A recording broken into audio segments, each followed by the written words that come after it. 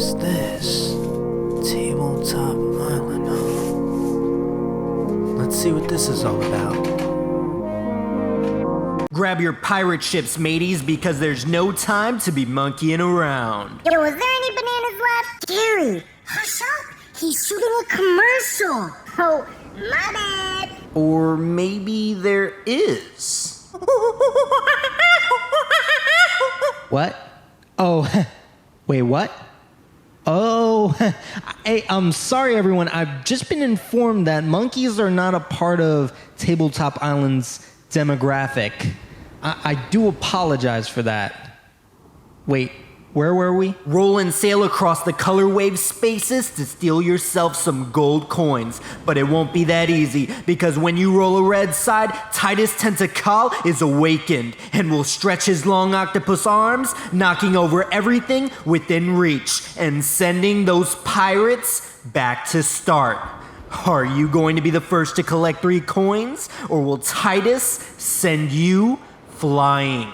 Welcome to Tabletop Island. I'm Bernardo, your host, and today we're going to be talking about the board game Titus Tentacle by Haba Games. And I know this doesn't have the normal yellow box that you guys are used to, but it is a Haba game, and it's such a unique one. Let's talk a little bit about the gameplay. So you have your little pirate ship with your monkeys inside, and they're really well made, really nice plastic, which to me actually threw me off initially when I found out later that it was by Haba, because they go and really go out of their way to make really quality wooden pieces. So to see a game that utilizes a heavy amount of kind of plastic pieces was actually quite surprising for me. But it's not the first time they've done it, and I'm sure it won't be the last time they do it. But this game has such a great component quality going for it. Let's talk about the pieces here. So we have the monkey pieces, we have the board that you lift up, the tray at the bottom actually holds all of the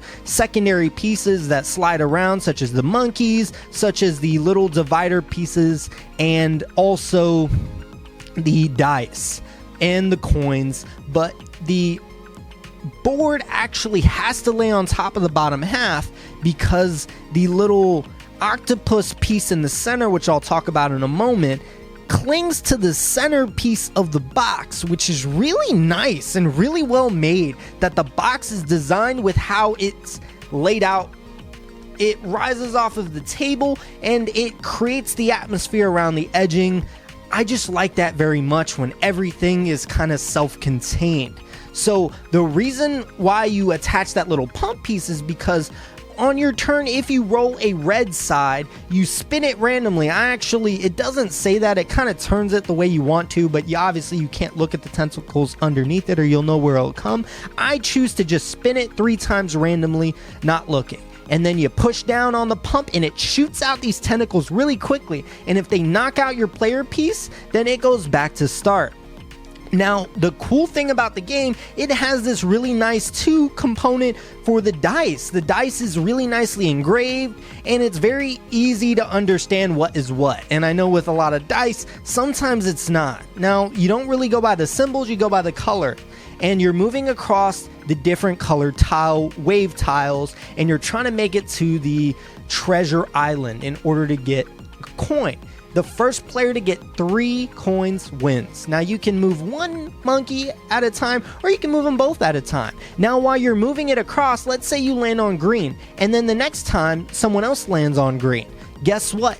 That first green spot is the one you're on, so they skip all the way to the next one, and that helps speed up the game rather well. Now, as I mentioned before in the component area, you will have these little pieces that slide into the game too to create more to the 3D atmosphere and also create a block for little areas off of the trails. So when you land on those spots, you may want to leave that monkey there until you feel like you have a definitive way to get to the finish, because those are areas in which the Tentacle Titus can actually hit you.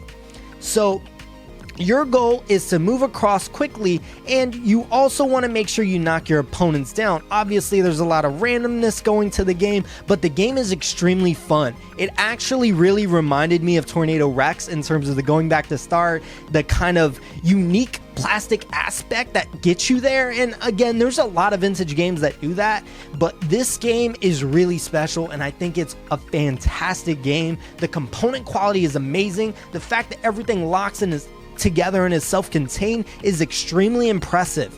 And the quality of the game, it's very simple. Again, this is a kids game, so if you wanted something with more substance, I'm sorry, this is not going to be the game for you, but I do recommend at least taking a look at what you have here. Now, the game again is very simple. If that's not your kind of game, I completely understand. This isn't going to be the kind of game for you. But this is also a game I don't think you're going to find at your local game shop. I actually got lucky and saw one at one game shop that I go to that tends to have a heavy Haba selection, because that seems to be the demographic for their area. But if you don't, you will be able to still get it online. I actually thought it was out of print, so I was a little conflicted as to whether or not it should be a vintage or not, but it isn't vintage. It came out in 2015. So I ran into that problem, but you can still buy it online, and if this does seem like the kind of game for you, I do highly recommend this game. It is easy to teach, fun for the whole family. The components are absolutely astonishing, and the octopus little piece with the pump is just such a unique gimmick for the board game. Oh, it drew me in, and again, Haba is one of my favorite companies, and this game really takes the cake with what they've designed. I'm a fan. But honestly, that's all I have for you guys today. If you are interested in notifications, though, there is a bell up there somewhere. There is a notification, and I'm not going to tell Matt that is him, because he would absolutely love this right now. Monday, there is a bell up there somewhere. Please like, comment, and subscribe. I do appreciate any feedback. I'm trying to make these videos more and more outrageous, and with your guys' help, I have been doing so. Monday, regular board game reviews. Wednesday, weekly updates / talks. And then on Fridays, my vintage board game reviews. And that is all I have for you guys today. I will see you guys next time.